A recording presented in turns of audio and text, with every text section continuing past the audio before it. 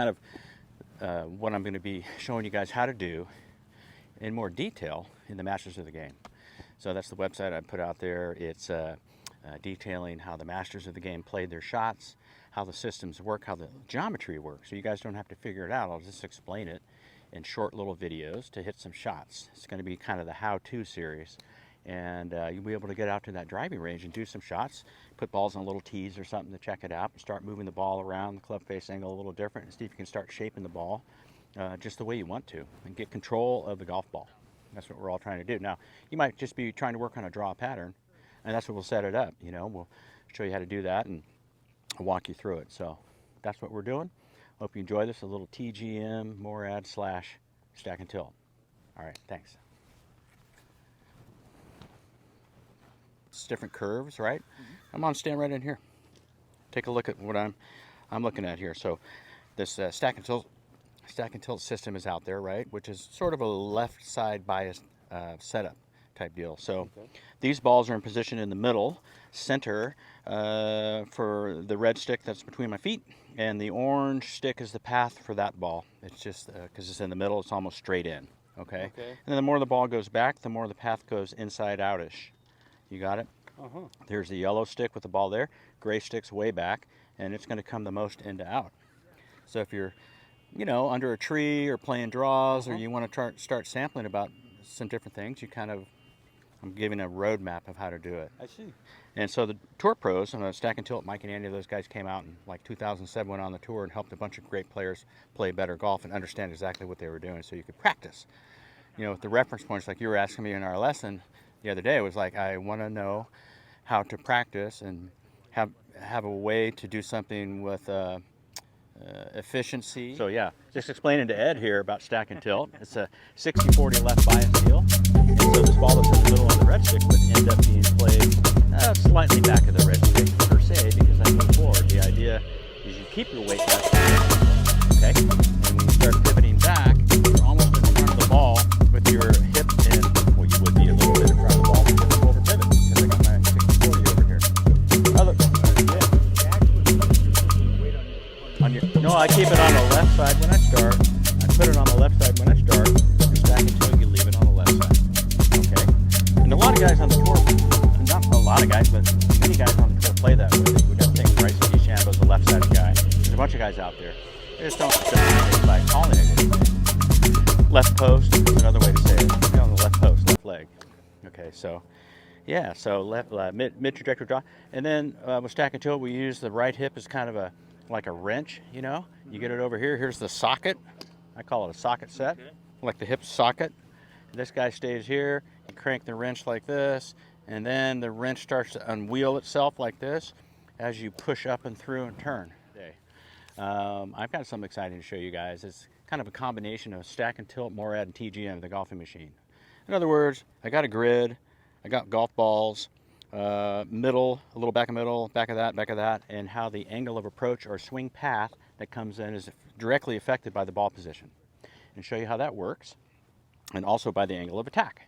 So as I get through this here, I'll be showing you how to curve the ball by just putting the ball position in a different place, and also maybe the face angle a touch, maybe even aiming to the right of the target, or the swing plane to the right, and target line to the right, and bottom of the plane angle to the right. Club face a little closed on that one. Draws. Fred Couples, Bubba Watson. Open stances. Aiming to the left. Club face not aimed to the left.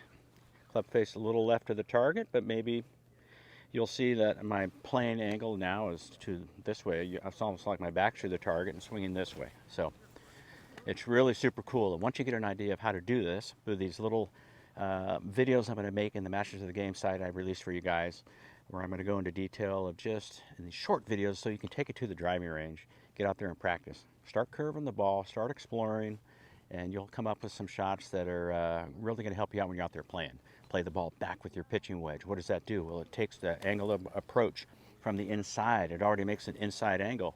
If I move my hips a little more forward, that even adds a little more, so I don't have to worry about coming over the top. Short club never fades the ball. Pitching wedge and iron sand wedge, you notice how they never fade? That's because of the loft of the club. They won't do it. So you can put the ball back, do what I said there, and just swing away. start hitting some flags. That's the deal. Anyway, like I said, Masters of the Game is out. A nice blend of how-to within the systems, Stack and Tilt, the Golfing Machine, and MORAD system by Mac O'Grady.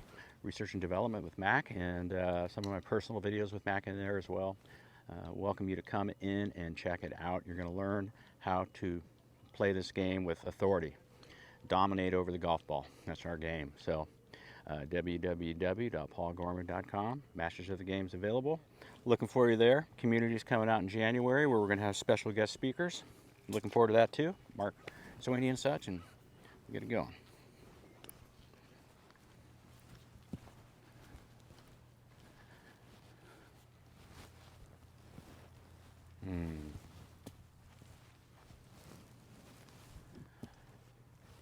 Hey everybody, how we doing? It's Paul Gorman, the Gormanator out here. It's winter time in Northern California though, not today. Look, I've got a setup here that's going to reference in the Golfing Machine, also some MORAD and Stack and Tilt. It's kind of all blended in because it is strictly to do with the ball positioning and how that creates a different angle of approach to the ball, which is the path, right?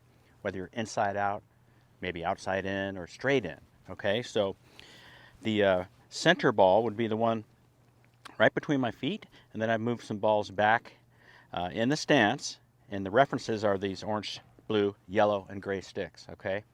So the orange stick there is going to have the path of the club that's going to come in the most straight in, relative to the very back one, which is almost off my big toe of my right foot, is on the gray stick, which is an into-out golf swing, okay? So just by putting the ball in a position back of middle already gives you an inside-out golf swing, okay? So the path to the right.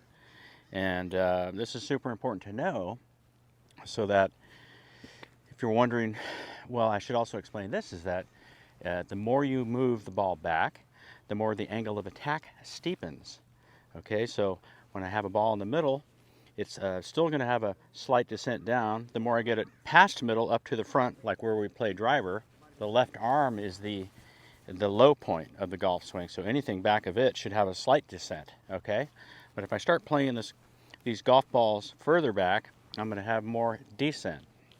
And when I get it to the middle, it'll have some, but not very much, and I put it up forward for those 5 irons or maybe 3 irons, fairway woods, then it's going to come into that flat spot area, okay? So you should know that. The more I move it up towards that left peck for those woods, it's going to come straight in, so I might start it a little left and fade it, or you have to kind of be aware of where you are with your golf swing and stuff. But the ball positioning forward is going to have a more direct straight in to maybe start to come a little bit in the front part of the arc, such as your driver. So short irons, that's why they're really well played back of stance, so that way you have a slight path from the inside. So playing the pitching wedge, 9-iron, sand wedges off the fairway and stuff a little in the back of the middle, you can get those little straight shots perhaps, or slight draws in there, create some spin and like that. So just so you know. Now the Stack and Tilt pattern, right? The Stack and Tilt grid, if you will, this is your grid. And like I said, this ball here in the middle going to come straight in on the orange, where the ball back here on the gray stick here will definitely have an approach coming from inside out. We'll start that ball to the right. It might be hard to draw because you won't be able to close the face too much, especially if you're pushing the handle, right? You're driving that handle through. That thing might hit a nice high fade for you, okay? It'd be kind of bizarre because the ball is back in the stance, but you just need to know how these alignments work with the ball positioning and the angles of the hands coming in. And if something can't get around the axis because it's way back here, then the face is going to be to the right.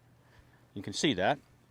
If I got something back here on my right foot and I make a golf swing like this, I'm going to start bringing this club head back to the golf ball, but it can't get around my axis. It can't get around this axis here either. The left shoulder is one of the centers, so it's going to leave the face open, and you'll have to have a little bit of a closing action or have a closed face, maybe at a dress, so you can play these draws if you want to.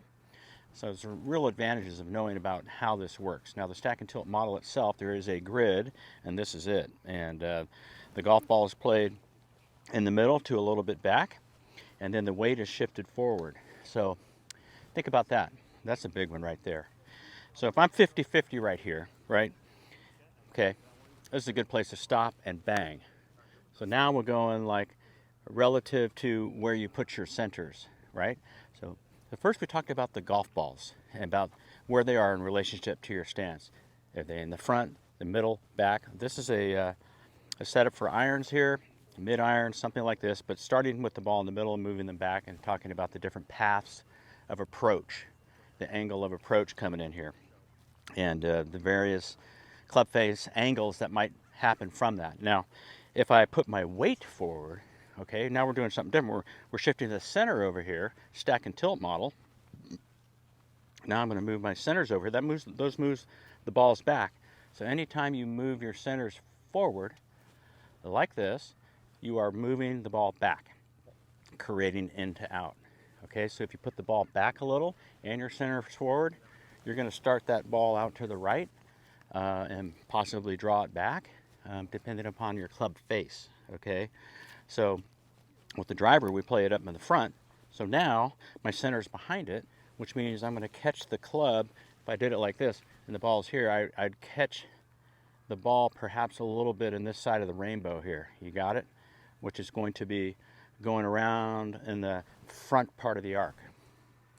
So explaining that is like when you look down below you from bird's eye view, you got an arc around the ground like this, and the center is the center point of the arc. So we'll say 45 to 0 to 45 like this. Okay, you start moving the ball back, then again you're before the center, so you're going out to the right. Those are these sticks.